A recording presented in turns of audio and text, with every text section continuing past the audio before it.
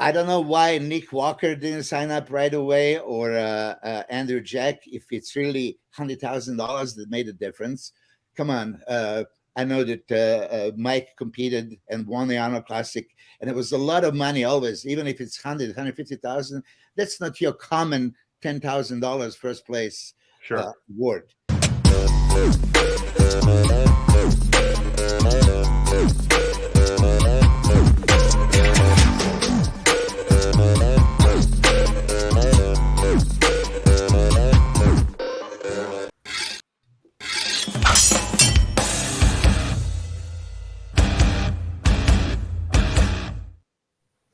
RX Television, RXMuscle.com. This is Iron Debate, the show where we settle the score. So glad you can join us. We are 1 week away from being in Columbus, Ohio for the 2023 Arnold Classic. And here to help us break down the Arnold Classic, we are joined by two true legends of the sport of bodybuilding.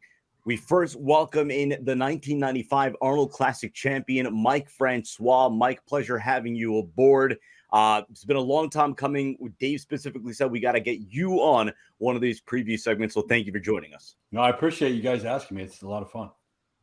And then, of course, a man who is no mystery to RX Muscle and, of course, the bodybuilding podcast circuit.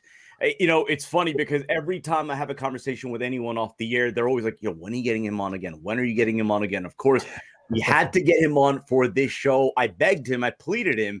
But I was successful in doing so. And of course, we are talking about the legend himself, Milos Sarcev. Milos, welcome. Hi, Siddiq. Hi, Mike. Hi, Dave. Hey, what's up, Milos? It's very special to be here, especially a week before the Arnold Classic, with the Arnold Classic champion here. I didn't expect you, Mike, so it's such a pleasure having you here. No, thank you. Yeah, it'll be fun. We'll have some fun. And Sid, who's that? Is that the team this national is our fourth analyst. Is that if you want to say hi to the audience? And this is the poll. But let's get right into it. Of course, a lot of excitement. Yeah, I'm gonna give full disclosure, full transparency. So right now it's about 12:42 p.m. Eastern Standard Time. When I approached both gentlemen about doing this show, both of them said, "Hey, listen, you set the start time for about 1 p.m. Eastern. Could we maybe start a little bit earlier?" Why? Because both these gentlemen have such opinions, such excitement for this upcoming show and so many of the topics. So we want to dive right into it. So let's start with the common denominator topic for this specific Arnold Classic. Obviously, we're still very much in the what is that? That's good, right? Bubba's doing a show. Okay. All right. Go watch Peppa Pig. All right, good job. Good boy.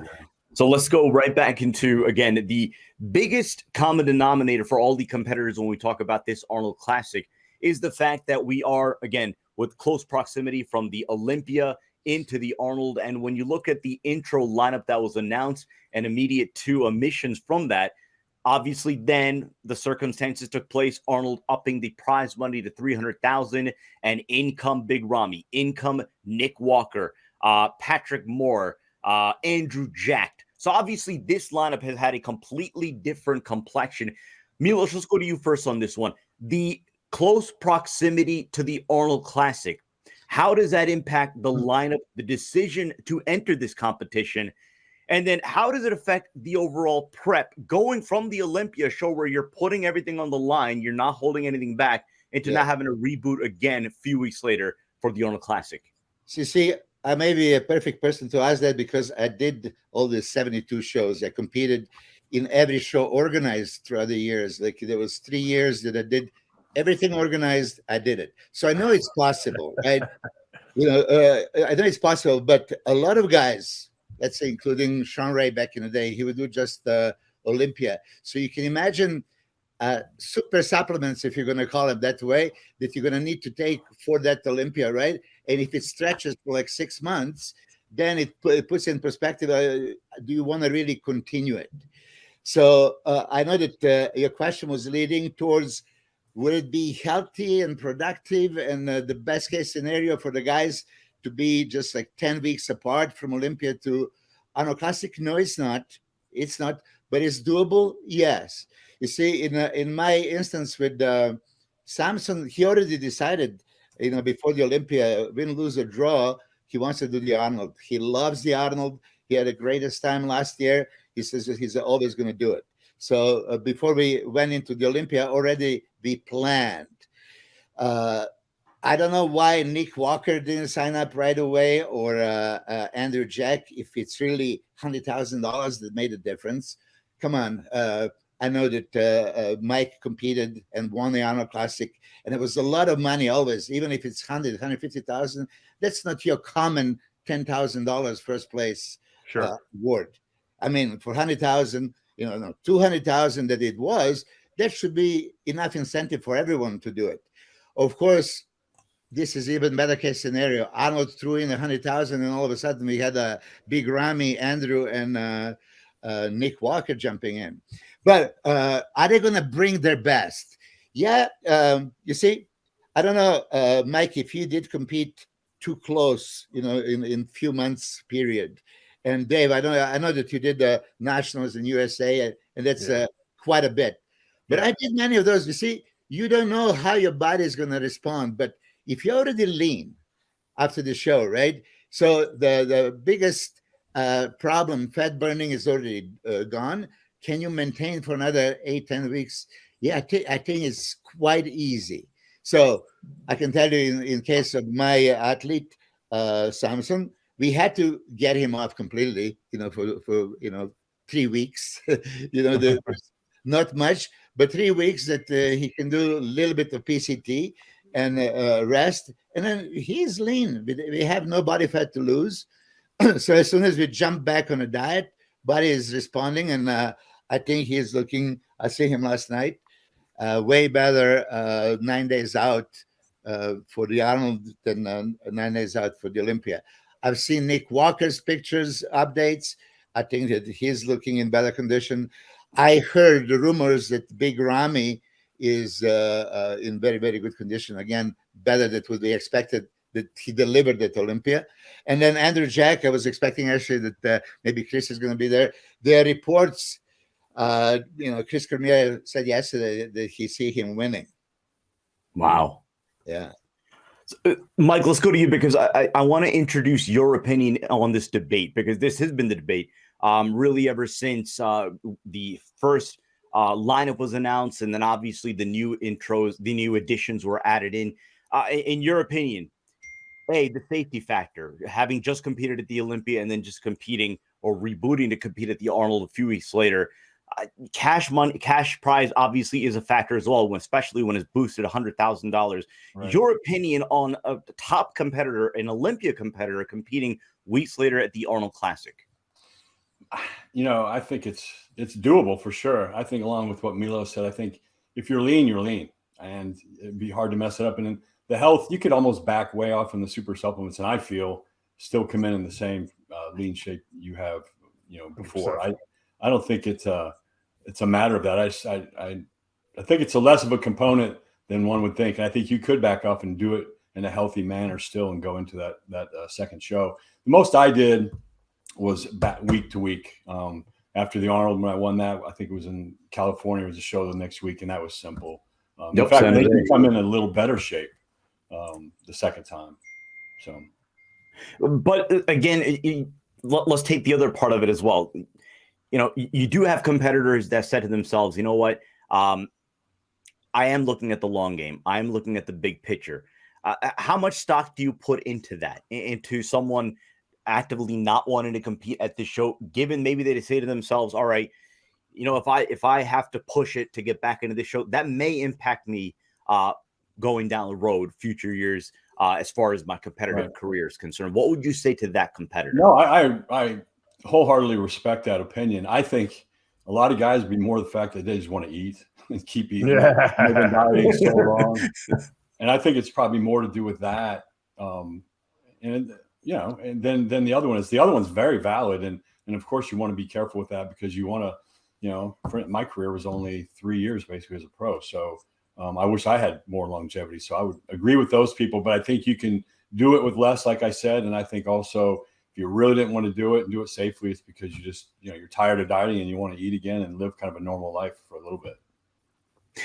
Dave, let me bring you in. When we talk about bodybuilding, a bodybuilding career, someone could project to have a long career. Someone could have a career cut short. When you're talking about the prize money that's potentially available, we're not just talking about the $300,000 top prize. Obviously, the second place, third place, fourth place, fifth place, have hefty cash prizes in and of themselves. Do you see this potentially as a missed opportunity if you don't compete under these circumstances? The only person I really understand why they didn't do the show was Derek Lunsford, because Derek just kind of moved up to from the 212 to the Open. He placed second at the Olympia. He's thinking, I could win the Olympia next year, but I definitely need more size on me. So he's going to take that extra time to put the size on. These guys all say that, it's health issues. It's not a health issue because they're gassing it so to put more size on, for the next coming season. I think Mike said it right. These guys just don't want to diet for another 10 weeks. And you know what? It's hard. It's hard to go from the big show like the Olympia and keep going. Even if you took 2-3 weeks off, it's hard. Once you jump back in that diet, it's like you never stopped. So it is a mentally tough thing to do. Physically, it's tough on your body because your body wants to eat, and you got to kind of taste the food, and now you have to go back on a diet. It is hard, but you know what? That is your job. Right. And 300,000 is a lot of money. And you know what? Second, third, fourth, and fifth place is a lot of money too. So you don't have to win this show to score big. You can score your whole year's salary can be made at that show. And then you don't have to work at all if you don't want to. I mean, it's stupid not to, but I'm just saying you could coast on that prize money, and then you could take a nice break after the Arnold. So the only person I really understand not doing it was Derek. You know what? If I were Hadi Chupin, I would have done the show. I mean, the guy is always in shape. I mean, he could have picked up another $300,000. I mean, Mike, you won the Arnold Classic in '95 on your birthday. Right. And I'm pretty sure, if I'm not mistaken, Chris told me, didn't you buy your first house with that money? Yeah. It helped. And you know what? You didn't know that your career was going to be cut short so soon. So thank God you had that money from the Arnold, and thank God you bought that house with it. Yeah, right. I mean, we did the right things, and we saved and put things away and did. My wife's a financial planner, so we had. No, but you know what I'm saying? Like, a lot of these guys could take that money and they could buy a house for themselves. That could be their future investment for themselves. It's just a lot of money. I know Milos never would have passed up that opportunity. So I think it's a big mistake for everyone not in the lineup. Nick Walker especially was a big mistake. Thank God he got smart and jumped in the lineup, because he could easily win. Even second place is a huge check for him, and he's young, man. Bank that money while you got it. Well, let's go to Milos, because Milos, Dave and I were talking yesterday, and he told me to specifically bring up this aspect of it. You yourself, and I know he asked Kevin Levrone this exact question. You wouldn't have passed up on this opportunity, would you? How can you? This is okay. You guys are working 6 days a week, right? And then now Tuesdays and Thursdays, you're just going to say, I'm not going to go to work, or anybody that has a 9-to-5 job. Our job is to compete. Every competition is an opportunity to make money, to be seen, to make contacts, to arrange some guest postings and endorsements and stuff like that. But for $100,000 back in the day, when Mike, did you win 100? Yeah. Yeah. Plus car, right? Or something. No, not for me. No, not at that time. Although I did have, I was with Champion at the time before I was with Weider, and they gave me bonuses if I placed. Okay. So But and Jim Moore was supposed to give you his gym too, but he never gave that, right? You'll never forget that. No, I love that story. Listen, as Dave, you said it, that's a good salary.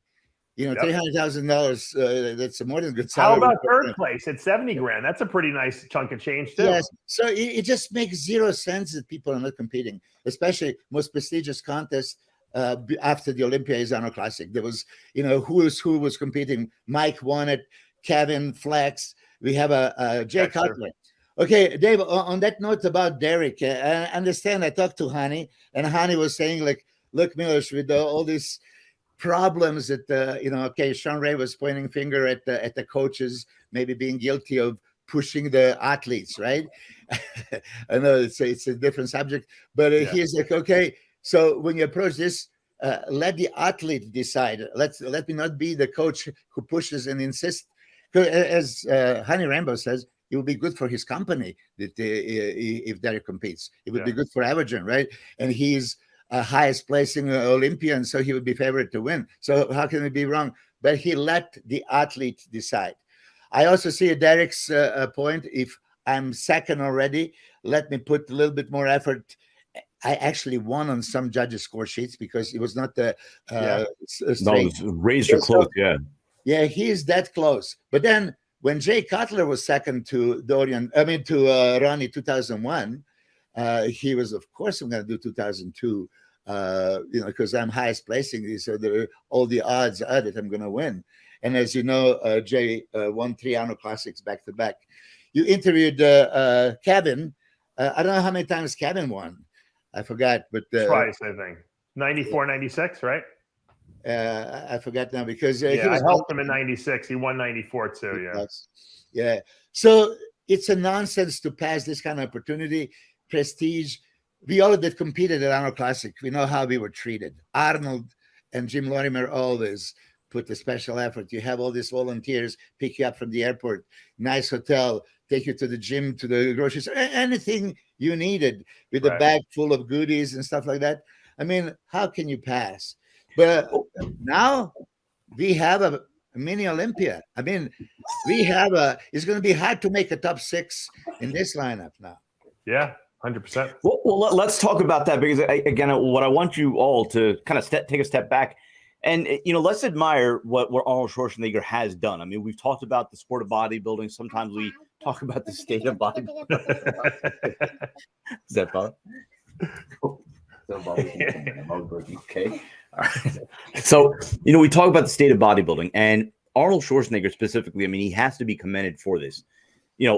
Upping the prize money by $100,000 for first place. I mean, that's making a statement right there. And what that's done, directly really is when you look at the Arnold Classic lineup. I mean, this is a hybrid Olympia lineup. And obviously now you have I'll rip through it. Obviously, Bonac, who it's funny because nobody's talking about William Bonac. He's only won 2 of these and he's looking to make it 2 in 3 years or 4 years rather. And then you have the 2 upgrades from the 212 division and Sean Clarita and Kamal El Garni. Let's take a step back and just admire what we have here, right? Because when the lineup was first announced, there was a bit of a ho-hum reaction to it. Obviously, then Arnold spices it up 300,000 that day. Nick Walker, commits to the show. Then you get Big Ramy. Then you get Andrew Jack. This has all the makings of the excitement of an Olympia lineup. So I think that's something that Arnold really has to be commended for, in terms of, from himself being a bodybuilder and investing not only his passion, but his money to see this show. And by the way, yes, so it was 1994 and 1996 for Kevin Levrone. Let's reflect on something that Kevin Levrone said yesterday in his interview. We're going to release the full clip later today. But when he was asked specifically about Big Ramy, and he said he was kind of saddened to see, I guess, what Big Ramy had brought to this past Olympia. And really, to this day, really nobody truly knows what went wrong, what happened. So let's reflect first on that before we project on what we're going to see. Obviously, there's a discussion about stem cells. Mike Francois, we haven't heard from you yet on this one. From your observation on what you saw to Big Ramy, obviously relinquishing his 2-year reign at the top, what did you see out of him at this past Olympia? I don't pay that close of attention, but I do remember looking at him. He just seemed like, I think, like Kevin said, I mean, he just didn't want to suffer enough to, bring the diet. I'm not talking about more chemicals or anything like that. I'm just talking about go that extra mile on the diet and the cardio and whatever it would take for him to get harder. I just think that was the difference.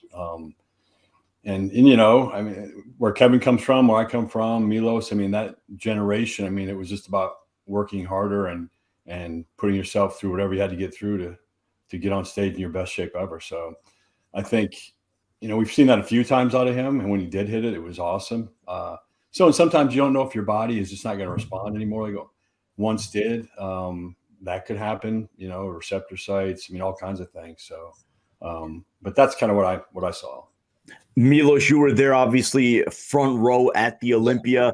And the big talking point from prejudging for Big Ramy was, yes, first call out, but never out of the outer fringes, never moved into the middle. And obviously it was at that point all the theories as far as whether or not that was it for Ramy or whether this was some, grand surprise by Steve Weinberger and that tomorrow night, Saturday night, we were going to have him in prime placement. Obviously, that didn't happen, and he dropped to 5th place. In your opinion, what went wrong for Big Ramy at this past Olympia, and is it correctable in time for the Arnold Classic? Okay, let me just rewind a little bit upon what Mike said. Maybe Ramy didn't want to diet down, and work as hard. Let's put it this way.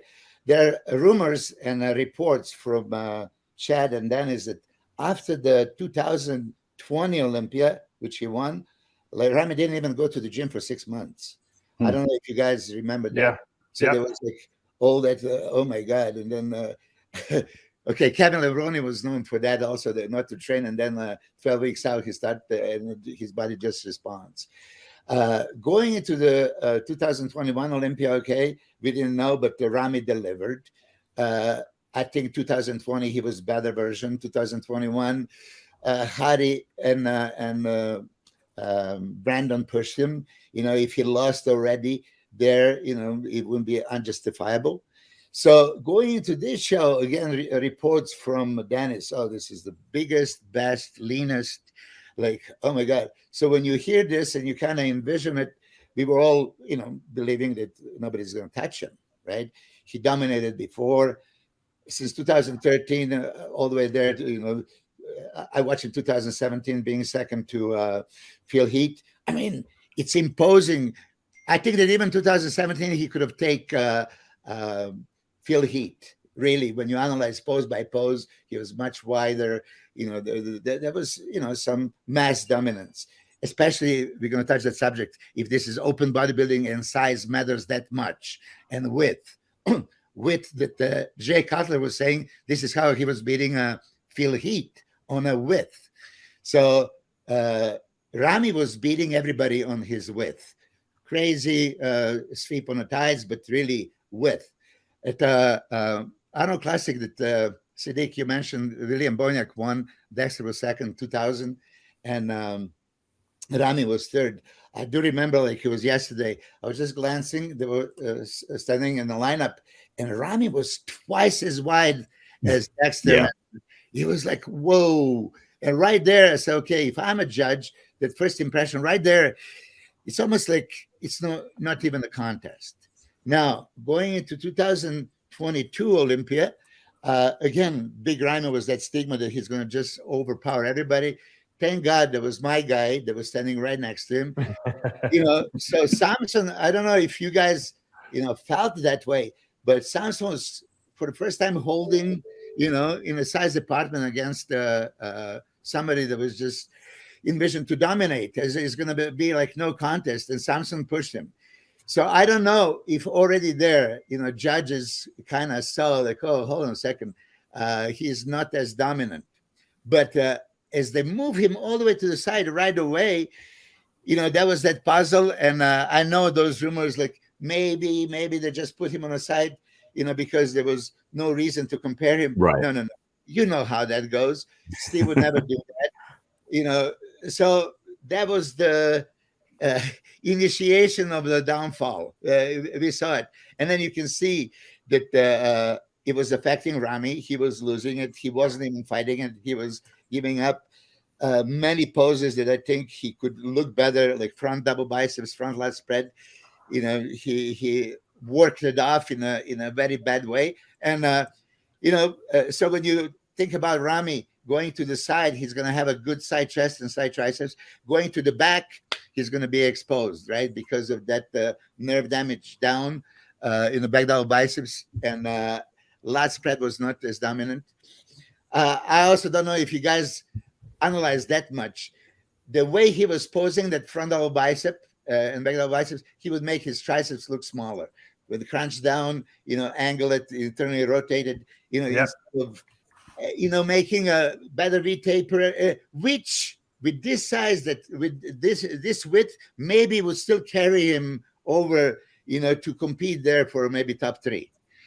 But I definitely didn't see him, moving, to the first position. So that's probably first time in history after Samir Bano won, and then he slipped the next year, that athlete could go from the first place to the fifth, which brings that point, Siddiq, that you were asking, is this a good decision for Ramy or bad? And what if he doesn't have a redemption, but actually fall even further down?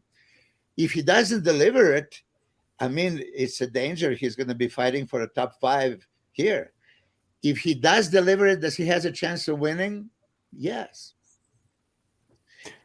But again, look, I think we're all on the same page, only because just a few weeks ago, leading into the Olympia, again, what was the tagline? That if Ramy brings it, it's game over. If Ramy comes in on, no one's touching him. And obviously, yes, we are guilty of always, placing past performance. We did the same thing with Phil Heath, when he came back in 2020.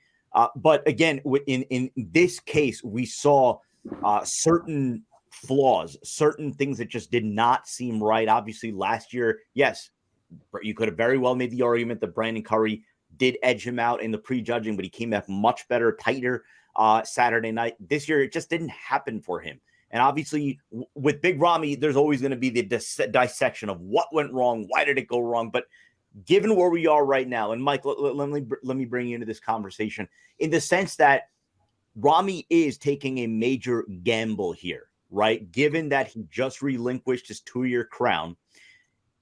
A few weeks later, he could have very well made the decision, you know what, look, I'm qualified for the next Olympia. Let me shut it down. Let me do whatever I need to do to get myself right, to, make the necessary corrections or whatever, and come back next Olympia. Obviously, there is, the discussion of him having stem cells, right? Experimental stem cells in Dubai. I believe the Dr. Khan, who's, making his rounds, really, developing a reputation for that. We actually have him on the show next Tuesday. So. Oh, we do? Yeah. Oh, sweet. Okay, so we'll be able to ask him directly. So, but nonetheless, Mike, we'll shelve that conversation. But from a legacy perspective, from a brand perspective, for Big Ramy, should it not happen again? And I don't mean that he doesn't win the show. If he comes in off for a second straight show in a matter of a few weeks, is this something that could signal maybe a potential decline for Big Ramy? Yes. I mean, I think you couldn't help but think that, just because, having been on the top of the world and then starting to fall, and it also depends if he has that nerve damage thing going on, and if it depends on why he didn't, do better in the Olympia. If it's things that are correctable early on and he can fix that, or he could fix it, we're here now. But then I would say, either way, though, he's got to do well in order to kind of reestablish his brand, so to speak, because he was the freak. I mean, he was the guy out there that it was like Dorian in those 6 weeks out pictures, that type of thing. He had that kind of impact. Ramy did every time you'd see him online or anything else. So he was there, and anything less than that, you hate to say it, but you've set the precedence for yourself. And so when you don't match that, they kind of pigeonhole you somewhere else, and eventually you're out. So I think I'm sorry, Mike. That's right. It's a risk coming back, but you know what? I like a fighter. I like a guy who's going to go in there and see what he can do, mix it up with him, and if he's in shape, he could win it. Well, look, knowing Big Ramy the way that we have all gotten to know him, I mean, there is no nicer person in bodybuilding, no more, I guess, caring, gentle soul. So really, if there is to be a redemption story, we all love a comeback story. We all love a redemption story. We love to build people up, then break them down, but then love to see them build themselves back up again. So, look, if he comes in on, believe me, that entire arena at Greater Columbus Convention Center is going to be cheering his name. But Dave, let me take us into the mind of Big Ramy, right? Where, initially he was not on that lineup card. Take us into his mind. In your opinion, what made him decide that he wanted to do this show instead of shutting it down and perhaps coming back better for next Olympia? I got a couple of things to say about Ramy. Number one, I've been analyzing, like Milos, his physique. And you know what? He never really had good lower back development. It was better, when he was in 13, but it wasn't like great ever. And it's kind of unusual that he lost, or it seems like he's missing that lower back development symmetrically. When you have an injury or something's going on, usually there's one side that's bigger than the other. Like, think about Ronnie Coleman when he started getting that atrophy on one of his lats. His are symmetrical, which tells me maybe it's a training issue with him. Maybe he's just not training those lower lats well, and maybe he's just not lean enough. Look, I've seen people that are emaciatedly skinny who I could see lower lat striations if you get them, because they're so lean. I think if Ramy was drier and leaner, I think we would see more lower back development, and we might not notice his back as deficient, as we're saying it is. When I looked at the pictures of him 1 week out that Dennis notoriously put online, and he looked so good in the video and the pictures, and I'm saying to myself, I just have a feeling that Ramy's not getting lean enough. And because Chad right off the bat said they were playing, he was going to bring him in the biggest Mr. Olympia of all time. And as soon as I heard that, and Nacito and I talked about this, we said, this is a mistake for Ramy. Ramy's got to be the best Ramy, not the biggest, weight wise. You can't try to battle and say, oh, he's bigger than Ronnie Coleman now, because Ronnie had a lot of quality muscle, and his conditioning was ridiculous. I think Ramy needs to come in leaner. I don't think he needs to carb up quite as much as they're carving him up. And I think we'll see a lot more detail in his body, and I think he'll do a lot better. He's already the biggest guy. I mean, so what big deal? Levrone said it best. Levrone said all these guys need to come in about 9 pounds lighter. And if they all came in 9 pounds lighter, we would see the 90s lineups, essentially. He just doesn't think people are getting lean enough. And you know what? I tend to kind of agree with him, not with regard to everyone. There are people that are like Nick Walker is lean enough, and I think Derek Lunsford was lean enough. But I think a lot of these guys, if they came in, harder, drier, and didn't try to carb up like with the 2,000 grams of carbs a day, I think they might actually look better. And I think that Ramy can come into this show and dominate this show if he comes in shredded to the bone. I just don't know if he's willing to go where he needs to be to get that level of leanness, or if, Chad is going to guide him in that direction, because Chad might think bigger is better. I don't know. Milos, we'll put a bow on the Ramy topic with you because, it's funny. We always talk about Ramy and there's a question about how badly does he want it. Kevin Levrone openly questioned whether or not he's willing to be, quote, crazy enough to go into that place and go where he needs to go. But, I remember 2020, his first Olympia. You remember that was the year he was invited via special invitation, right? He didn't get a qualification, had COVID before a show, but was granted a special invitation. And you remember a lot of the banter was whether or not he deserved a special invitation, whether he deserves to be on the Olympia stage. There was a side of Ramy, and I like to call it dark Ramy. It seemed as if he came in on an absolute mission, pissed off, right? Kind of almost out of character, the way that he was had this growl on his face. Do you think, and obviously, look, when you talk about Ramy at this past Olympia, it seemed to be a little bit more than just potentially a conditioning issue. We're talking about potential nerve damage and obviously stem cells treatment. We'll see if that has an immediate impact. Do you think Ramy could go back into that place, become dark Ramy to the point where he can come in with that scowl and come in with that mindset again, maybe that he didn't have earlier on in his career, walking onto that stage feeling that he can dominate a lineup? I think this is 100% the case because let's face this. When you're the biggest, widest guy, bodybuilder, right? I know, Dave, you were huge, right? So when you compete with the guys that they have a half the muscle that you have, it's kind of hard to accept, okay, I'm going to lose to this guy. I mean, right. I'm overpowering him. So Ramy had this since 2013 at the New York Pro, and then going all the way for the Olympias. Like, how many times, how many years we expected him to do so good, and then he missed it. So finally, 2017, he was second, almost there. Then he slipped again. Like I said, he was specially invited after placing only third at 2020 Arnold Classic, so he didn't earn his qualification. They gave it to him. He came and finally delivered. Okay. He's a national hero, treasure over there in Egypt, and then the whole Middle East. Yeah. Listen, when you live in a country with bad economy, and you are not making that much money, and then all of a sudden you are set for life, and you can secure a larger family and all that stuff. It has to be that comfort. So I don't know why he didn't train for 6 months, for the love of God, after winning, right? But then he repeated. Okay, maybe he got a little bit too comfortable. Maybe he said, even not at my best. I'm still the biggest guy. I'm still the widest guy. I'm still going to beat him. Nobody touches my quad, the size and sweep, this width. Maybe he got a little bit too comfortable, and this was a rude awakening for him, right? So sometimes you would think, okay, I can slip from first to second, but he didn't expect to go down all the way to the fifth. Actually, the damage could have been even worse, as we know, if it could have been. So you're saying, is this a bad decision, a good decision to come in? I think it's a very good decision because he already slipped, and he would have too much time to think about it. And can he really bring it for the next year? Are they going to really consider him to be a top player right away? Or I was this close. Okay, my conditioning was not spot on. If my conditioning was spot on, maybe I could have won or be super competitive. So, Dave, I agree with you on many points that you made. But you see, you also said that maybe he was overcarbed. And you know how the reports from Dennis and Chad, maybe he was flat. They always say he's flat. Yeah. Yeah. So I also don't think that he was. What do you think, Milos? Do you think he was flat? No, of course. And I don't know if you remember. I think we talked about this in a couple of years ago.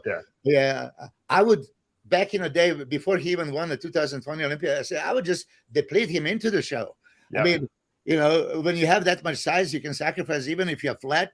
Dorian Yates did this. I know in this one, I think it was 96 German Grand Prix when he hardly beat what's his name, Kevin, that show. But so Ramy, look, if he would take a whole year off, it's a question if he would even compete.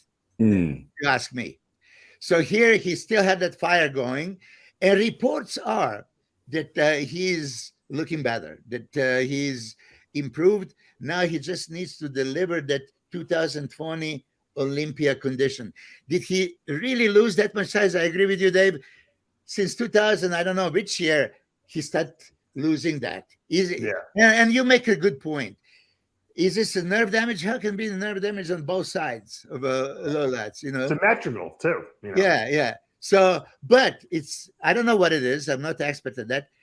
Hidetada Yamagishi, when I trained him back in the day, he had the lower lats all the way down. And then I remember by the time I came back, in 2017, I said, what happened? He just on the both sides. And I've seen this in a few other people.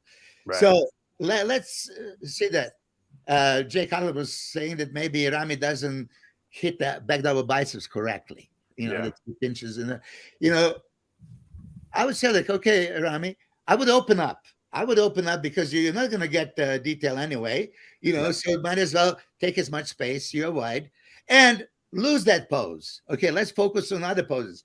His rear lat spread is quite wide. It doesn't matter. It doesn't matter that, I think that if he would, once he open up the elbows and spread the lats, lean back, then you can get a little bit of that lower lat thickness. That all depends. But just to conclude, for me, I think it's very good decision, but it's a risk. So he might as well win it. But if he's not, there's 6 guys that can win this contest. Legitimately, I see that, whatever start alignment, if it's just perfect, any of these 6 guys can win. I think Ramy's fate, as always, is in his own hands. If he wants to win this show, he's got to come in at his best. If he doesn't, the only person he's got to blame is himself at this point, because he's got the tools to win. We've never seen. You think Ramy would really lose at his best? He only loses when he's off. So, I mean, he holds the key in his hand. I mean, is he going to use the key or is he going to not use the key? That's the question. You think he really knows? Do you think he really knows what he has to do? And whoever's helping him knows. Mike, when you look in the mirror at yourself and you're shredded, when you're shredded, right? I mean, when you're ready to go. I mean, when you're a little off. I mean, you have to be delusional not to know if you're on or off. I just wonder if he knows how to fix it. You know what I mean? very dependent on listening to who's advising him. And you know, and Chad doesn't live with him, so I don't know if he's listening to everything that Chad's telling him. Yeah. Chad's had a pretty good track record getting other people in shape, so I can't imagine that Chad's telling him the wrong thing, you know? No, right. Yeah. No. Yeah. I was just wondering if he thinks, who knows? Who knows if he's eating extra food? I don't know. You know, he thinks he's a little flat. He eats another, you know, a couple extra cups of rice there. You know how that goes, you know? Right. Well, Mike, this is the sort of the next portion of the conversation that I want to go to, because, you know, before we bring up Nick Walker, right? And there's a specific reason that I'm bringing up Nick Walker, because, again, you know, you can't take away his accomplishments. You can't take away the story. But, you know, there's always the debate as far as whether or not you may like his physique, whether his physique is your specific taste. But before we get him, when you look at the state of bodybuilding today, you look at this previous Olympia lineup, and really by many estimations, one of the most competitive Olympia lineups that we've had in many years. And when you look at this upcoming Arnold Classic, really one of the most competitive Arnold Classics that we've had in many years. So obviously a lot of excitement in terms of the quality of the physique, really sort of a new era of the physiques that we're seeing now on stage. But when you look at back, you know, again, when you competed, when you won the Arnold Classic, you know, the delineating factor is always conditioning, right? Obviously, that conversation when we discuss someone like yourself, someone like a Milos, someone like the top end competitors from that era. You know, Dave is talking to Kevin Lebroni. That's something that he specifically mentioned, not only for Ramy, not only for Nick Walker, but really across the board, that he'd like to see dialed up even more for the top end competitors. In your eyes, when you look at today's top end bodybuilder, where do you see them in terms of that on stage conditioning that maybe we saw back when you competed?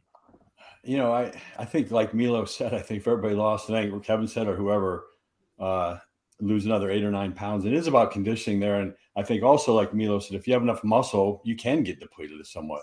And so I think a lot of guys don't have that. And nothing, you know, what drives me crazy, kind of aside from this, is the way they're hitting their front lat spreads and their front double biceps, their leg position. And it drives me crazy. They put their legs out real wide. I don't know. I didn't see Dorian doing it. I didn't see Ronnie do it. I didn't see Kevin, Sean, Milos. I mean, I don't get that. I mean, some of it, and it has nothing really to do with their conditioning, but I just had to say that. You know, Sid, to me, when I think Nick Walker, I think Mike Francois. I lump those physiques. I mean, that's that freak factor Mike had, that crazy conditioning with the mass. You know, I think that, do you feel that, Mike, that Nick Walker kind of has a Mike Francois physique? I think it's that kind of, I mean, that style or that kind of physique, just genetically and then enhanced. Yeah, I think power physique, like a power looking physique, you know, very powerful. More than anything else, I think he trains hard, which I appreciate that more than anything.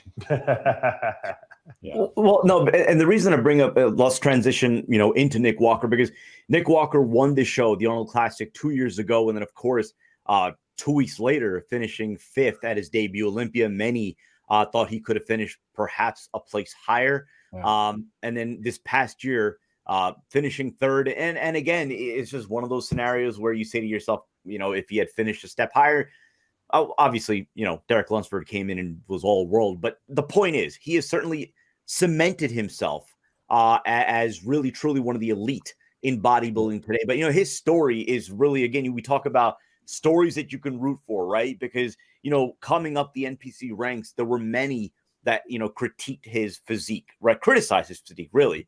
To the point of like, well, yeah, he's good, but he's really never going to attain to that next level. Okay, well, then he gets to the next level. He's never really going to be an overall champion. Champion. Obviously, then it's to the point of like, well, he'll be a decent pro. Well, he's really one of the top end pros.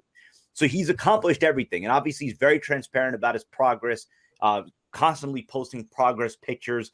So there really is no mystery. But the debate is always, okay, well, you know, again, so coming from your era, now you, yes, power physique, but you were a little taller, right? So that factors into the equation as well. When you look at Nick Walker, his physique, what he's accumulated at this point, do you like the physique? Do you like it because it matches yours? Does it fit today's bodybuilding? Does it maybe contrast to competitors that you competed against? What do you make of what you saw out of Nick Walker? Yeah, I think his physique would probably do better in the era when I competed than it does now, maybe. Just because of the thickness and the density. And just that the hardness. It's funny you say too how you compared me to him, but and that the story kind of goes. Not I don't have a story like he has, but when you said I had people when I first started competing, oh, you'll never win the World Gym Classic. Well, I did, and I don't mean this in a bragging way, but that same you'll never win the Ohio. Well, you'll never do anything at the national level. Then you win the nationals, and then you'll never do anything. You won't turn pro. You do turn pro, then you won't win a show. Then you do win shows. So, I mean, if he's using it like I use it as pure motivation, yeah, he could go a long way. And he's got a great physique. I mean, he keeps improving it. I think people keep waiting for him to come in not in great shape and his waist to look thicker. But I mean, his lats could be bigger, I think, and offset that a little bit, but it's not crazy bad by any means. So I think, like you guys said earlier, I think if he comes in shape, he could win again. Milos, let me go to you because, when we look at the 3 most recent looks at Nick Walker, that includes his win at the 2020 Arnold Classic, and then a couple of weeks later, 5th at the Olympia, and then this past Olympia. There are those that will make the argument that perhaps his win at the Arnold Classic was actually his best look. What do you say about that, and what do you make as far as what you've seen in terms of the progression that Nick Walker has made over the course of the last 2.5 years? You see, I was very vocal that for me, it's bodybuilding, not just muscle building. So I always appreciate more shapely physique than just pure muscle, density and overpowering people. And I was saying all this before even 2021 Arnold Classic. And then, sure enough, there was Steve Kukla there. There was Jan Valier. There was, Rodriguez and all these people that I thought that they would have a better physique, that they can beat, Nick Walker. But man, when Nick Walker walked on that stage, I was just shut up. Like he didn't even need to do the first quarter turn. He won. I mean, seriously. So this is coming from me that was criticizing his physique, right? And then hands down winner, to the point that I went backstage and he was there with Steve Kukla, and I told. Right in front of Steve, I say, congratulations, you win the show. You made me believer. Okay. So really, this is how it was. And he looked tremendous at that show. And I think New York before. And he was good. Maybe he lost a little edge. And I think also this 2022 Olympia, he was good. But maybe Arnold Classic last year was, 2021 was a little bit better. Nevertheless, look at the pictures that you're showing. And I've seen him in front of my eyes, and he was nice enough to let me, even though I talk all this shit, You never. I mean, I'm just passionate as speak. I mean, what I'm going to tell you, if I don't say you're going to win, I'm now your hater. I'm not. Yeah, of course. Yeah. Right. Welcome to our world.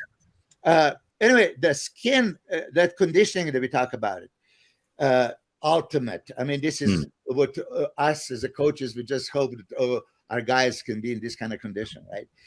So now you compared him with Mike Francois, which in a way I can see that comparison, but for me, Mike was way more balanced and complete, and that lats that were going all over, the legs were much more powerful. So in a way, I kind of disagree with that comparison, right? Just one factor, thickly muscled, yes, but not balanced and not V-tapered, X-framed like Mike Francois. And I do want to say, because maybe some people nowadays don't follow bodybuilding for a long time, Mike Francois was elite of elite.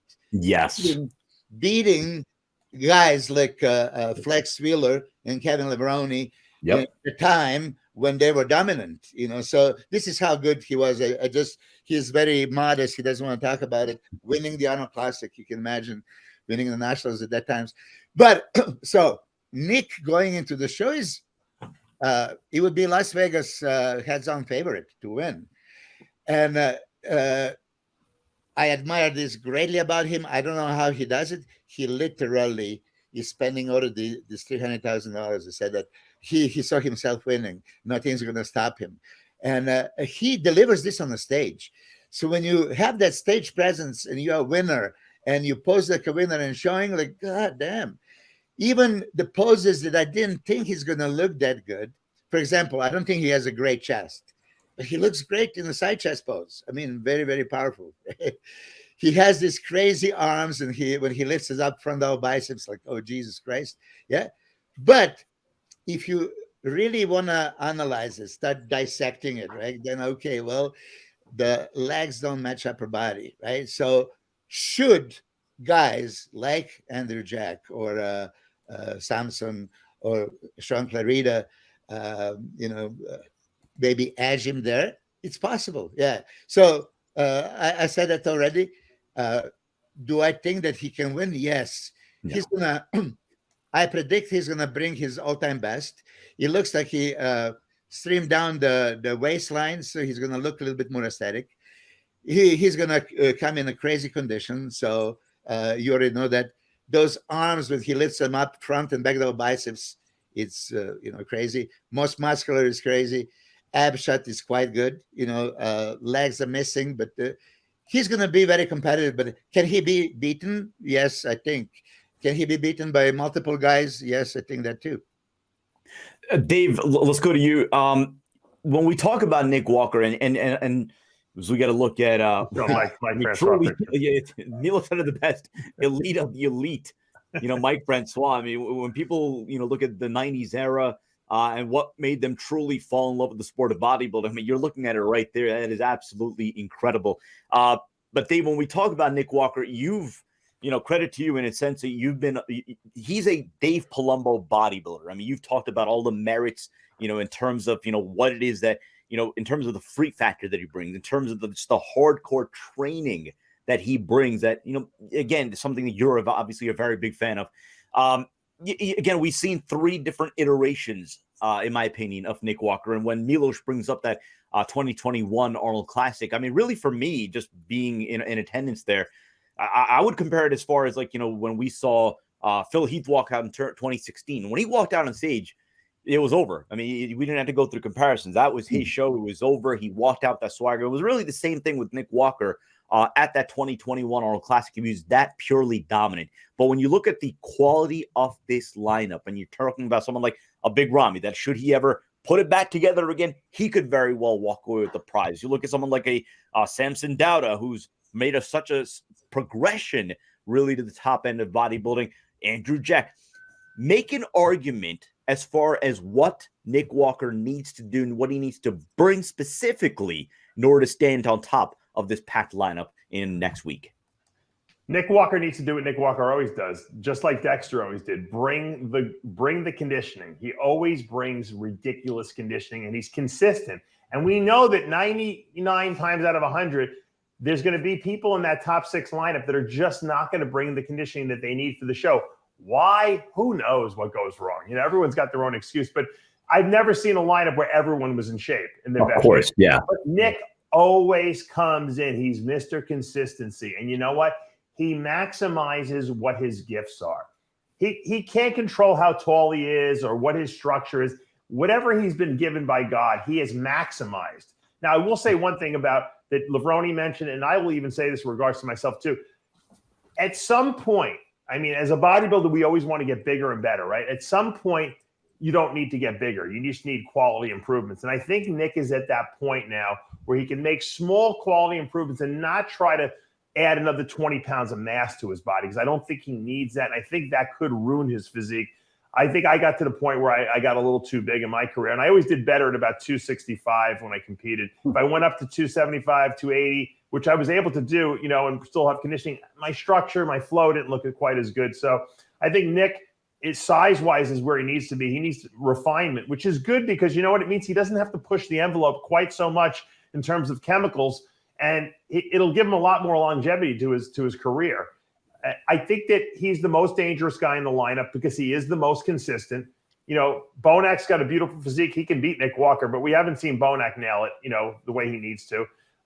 Samson Dauda has a better genetic structure than him, but we haven't seen Samson bring it yet. And I think that's because he's still coming up. He's on the upswing. Yeah. Andrew Jack certainly has a nicer structure than Nick Walker, but once again, he hasn't nailed it. Now working with Aceto and Psycho Lewis, he could be one of the most dangerous guys in this lineup.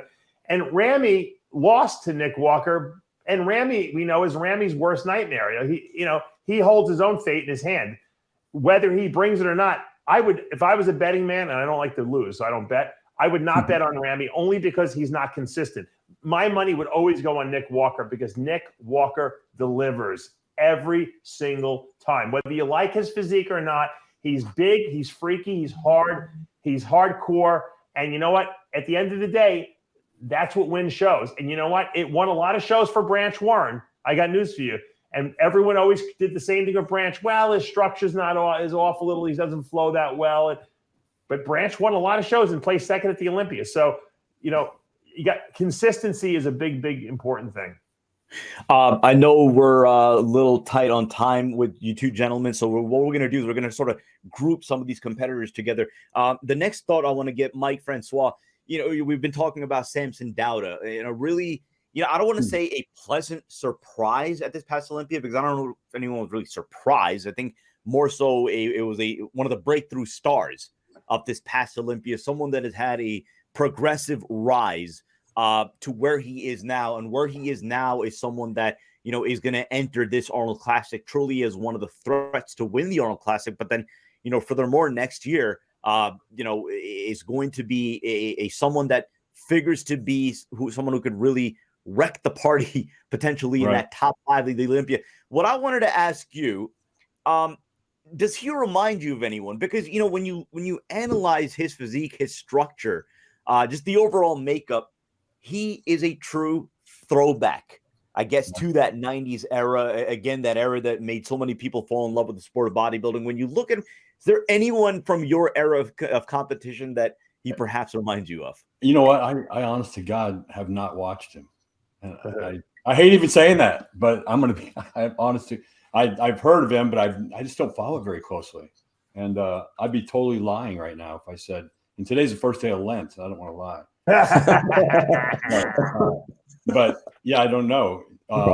There he is. Yeah, but there you go. So you get a look at the screen right here. That's Samson Dauda. I think that was Milos. Was that pre-Olympia or?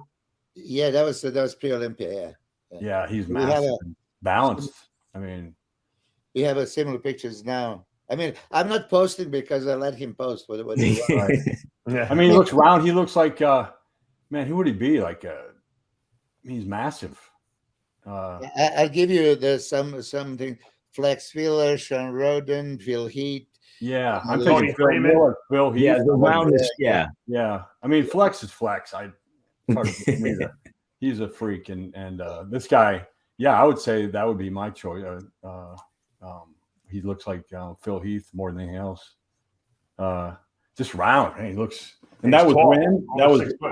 Is he really? Yeah. Yeah. He's Andrew. Isn't the Andrew Jack guy? Isn't he over 6'2"? He's over 6'2". Yeah. I think he's 6'2" because I stood next to him. I'm 5'10". He was clearly taller than me, so I would say borderline 6'2". Man. Dave, how tall are you, Dave? 5'10" and a half. Yeah, somewhere. You got up to 200. You were 270 some on stage. Yeah. That's crazy. I had a lot of leg though. A lot of my weight was in my legs too. Right. Yeah, but still, I wish I had Samson's structure, man. I would have been Mr. Olympia 25 times. His waist looks tiny. I mean, yeah. When you look at these guys and you say to yourself, man, with my work ethic that you had, that I had, how many Olympias would you win with a structure like Samson? Yeah, I'll tell you this because I'm his coach, and you see, they're going to say I'm a biased coach, but ever since we started, no, I'm not really. But look, he could have actually have 5-6 titles already. He could have won. Arnold Classic. He lost to Nathan Diasha by a point and then San Marino, and then there was Romania show that he could have won. I mean, he was that good. He was just like squeaking there. I think the last year Arnold Classic, if he was really looked at better and that they put him next to Brandon Curry and they compare him, he would show, very competitive lineup. But Samson is super hard worker. So, Dave, when you say like, yeah, give me his genetics and with my work ethics, those guys I see him. He trains super hard. He's so precise. He did like 10 shows in a year. I know, that's crazy. And some of them he went to and he couldn't compete at. You remember the Japan thing? Yeah. Korea. Korea. it just together. But listen, Samson is on the rise. He is one of the guys that can keep putting the mass and improving the shape. This is something that you said. At certain point, it's that diminishing, thing. If you just for putting Samson, the size, you're losing your shape. Samson is still filling up. He's filling up the frame and shoulders and lats, and it's just look at that picture that you've seen. Probably the best chest in IBB circuit right now. Complete legs. I mean, side back, crazy hamstring hanging. Look at the separation, calves, everything. Yeah. Super small waist. So and he's master poser. We don't have that kind of conditioning. You see, you analyze guys, everybody. Max Charles, I work with. Max had this. Chris Acedo said that freaky hardness about him from the front. You know, some people are just harder. So Andrew Jack has this kind of hardness that basically, even when he's kind of off from the front, he would still look on because he has a detail and thinner skin and the hardness. But here is Samson. You know, when you look at it, nothing missing. You know, okay, conditioning. This is. You need to be drier. You see, for me, he was actually over dehydrated here.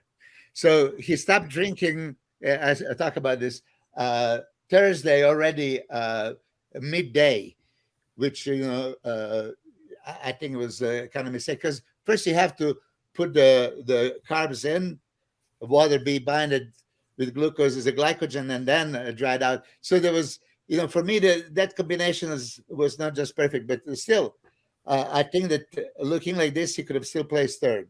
So going to the Arnold Classic, of course, he see himself winning, and I hope he does win. Well, Milos, let's just get an update from you. What is the game plan? What were, I guess, some of the key points that you addressed, saying to yourself, all right, to win this show, we need to do this, this, and that heading into Arnold weekend? Little leaner, a little harder, and a little drier. Yes. So that's what's going to be. He has all the size in the world. If you look at some of the updates when this is all depleted, and he is full enough, right? So if you're that kind of structure, that kind of muscle mass, and you're quite full, even some are depleted. So this is going to be, kind of the strategy. I'm known for over-carbing people, so that's not going to happen. We're going to be very conservative, and because Sean Clarita is going to bring crazy conditioning. Nick Walker is going to bring crazy conditioning. I think that William Boniak is nailing it also. I just talked to him the other day. I think there's going to be a super tough lineup. And then, like I said, Chris Cormier mentioned yesterday, he, I guess, saw Andrew Jack, and he thinks he can win. And Andrew Jack has that crazy structure, and if conditioning is there, they're talking about bringing the detail on his hamstring and glutes. He could be very dangerous. So for Samson, name of the game is, coming as conditioned as we can, and hopefully match the size. No, Andrew Jack, I mean, when you talk about the wild card of all wild cards heading into this Arnold Classic, really, as was the case heading into the Olympia just a few weeks back, I mean, he's the guy. I mean, because again, we saw what he could bring, even though to his own admission, he was not at his best this past Olympia. But guys, before we wrap, because I know we said we would end it around 145, we're at 144. Let's get a quick thought. One of the other intriguing storylines for this Arnold Classic is that two 12 competitors who I guess now going forward are going to be in the open class, Sean Clarita and Kamal El-Gharni. Let's focus in on Sean Clarita. Mike, we talk about someone who is not even at that 212 weight cap yet, but very dominant at that 212 level. And now, someone who's won in the open class. What do you make of, I guess, the story that is Sean Clarita, his ability to stand in with the big boys with that physique of his? I think he's about 5'1", 5'2", as you get a look here on the screen. But just, I mean, hard as nails, hard as granite conditioning. What do you make of the story of not just him competing against, really a top end lineup at the Arnold Classic, but then going forward as an open competitor? I mean, look at how good he looks Sean Ray, that type of thing. Somebody that was lighter than that category and still phenomenal. His shape obviously will carry him. And I think it proves kind of what we're saying earlier about the conditioning is so important. And obviously he has it. So, and the shape is phenomenal. So I think, I was surprised when I saw some of the 212 guys, how they can stand up so well against, but you know what? I mean, like we've said before, Flex Wheeler at his best was 213, 214, something like that. Sean Ray, lighter than that even. And Lee Labrada. I mean, all those guys, and they did have to compete against the top guys. So no reason these guys can't either. Milos, your thoughts on Sean Clarita? In your opinion, if the stars align, could Sean Clarita win this show? Yes, he can honestly win. And this is what I want to tell you. Everybody loves Giant Killer. I mean, and Sean especially. Come on. It's impossible not to like him, and respect and all this stuff. So he's going to be conditioned, like you say, granite, dynamite. This is like if he's just a little bit wider, he would be most perfect bodybuilder of all time. I mean, Jesus Christ, he has everything. But here it is, question that I have for you, Dave, for example. Sean Clarita and Nick Walker, they can both bring crazy conditioning. Sean beats Rick on a shape and balance. Nick beats him in the mass department. So now, how you judge? Bigger is better, right? Well, on that note, everybody's bigger than Sean. Can he make top 5? Yes, because the top 6 guys in this lineup, some of them are going to be out of shape, and that's how he's going to beat them. He's a guy who's going to be standing there like Dexter always did, just waiting for guys to slip up, and then he kind of takes their spot. And I think he's top 5 here. I think because we're going to see some of the top guys that we're handicapping right now are just not going to bring it. And I got news for you. If Ramy loses to Sean Clarita, that's going to really hurt. I know Ronnie Coleman said that the biggest the person who hurt him the most that he lost was Lee Priest. Lee Priest was a freak. Imagine if Ramy loses to Sean Clarita. That's going to be a huge, stab in his side, so to speak. It's very possible. Just like you said, Nick Walker brings his consistent. Sean Clarita is also most consistent. Yeah, his conditioning is off the chart. I mean, I'm impressed. I mean, combination of everything. It's not just, you see, somebody gets a lean, but lean without the hardness, and then hard without the dryness, and then he brings everything in that fullness. One part that you're missing, he has this round muscle bellies, everything is happening. The only downfall for Sean Clarita is he's narrow, and when he does the most muscular pose, you can see it, front lat spread, back lat spread, but there's tons of muscle qualities out there, completeness. I think for me, he's more complete than Nick, and more shapely. It just, Nick is way bigger. So which way are you going to go? And one word I'm going to ask you, I'm going to go around the horn. One name. Who is going to win the best poser award this year? Mike Francois, you first. Sean Clarita. How about that? Milos. Samson for sure. Samson. Nice. Samson should have won. If you guys pay attention to last year's Arnold Classic performance, he did identical. You could put it was Sean Ray first part, then there was Camilo Veroni, and then Flex Wheeler.